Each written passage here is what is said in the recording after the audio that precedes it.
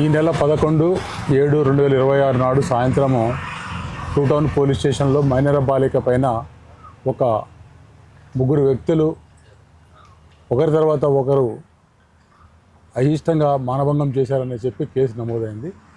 అట్టి కేసులో ఈరోజు మాకు ఇన్ఫర్మేషన్పై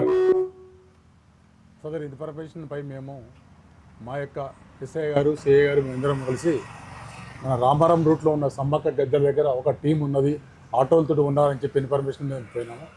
అక్కడ పోయి సమ్మక్క గద్దెలకు ఒక 100 గజాలు 150 గజాల దూరంలో reserve forest, Ambedkar reserve forest దాంట్లో ఒక 3 ఆటోలు, ఒక 4 వ్యక్తులు కలిగి ఉన్నారు. దాంట్లో బూర్ది రామకృష్ణ, విజయేందర్, మహేష్, నవీన్, గణే అనే వ్యక్తులు ఉన్నారు.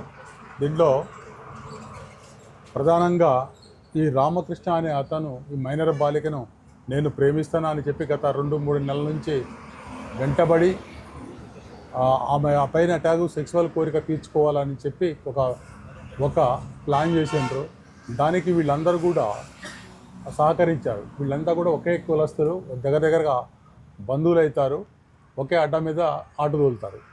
ఈ క్రమంలో వీళ్ళంతా ప్లాన్ చేసుకొని మొదటగా రామకృష్ణ ఈ నవీన్ ఆటోలో గణేష్ సహాయంతో తీసుకెళ్ళి మన ఓల్డ్ డిపో దగ్గర ఉన్న గాజుల రామ్ బస్తీలో ఒక కానిస్టేబుల్ ఒక రూమ్ తీసుకుంటుంటే ఆ కానిస్టేబుల్ ఆశ్రయం ఇచ్చాడు. ఆ రూమ్లో ఒక మంచం పైన మానభంగం చేయడం జరిగింది. ఆ తర్వాత సదరు విషయాన్ని వచ్చి వీళ్ళ ఫ్రెండ్స్ అందరితో కూడా షేర్ చేసుకున్నారు.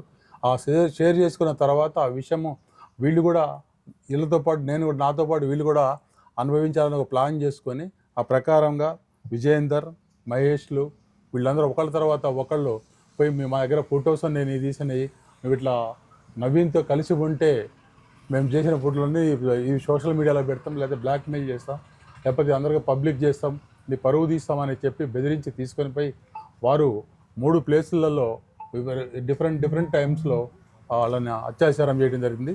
10 వ్యక్తులను పట్టుకొని వారిపైన పోక్సో మరియు SC/ST యాక్ట్ కింద కేసు నమోదు చేసి కోర్టు పంపించడం జరుగుతుంది.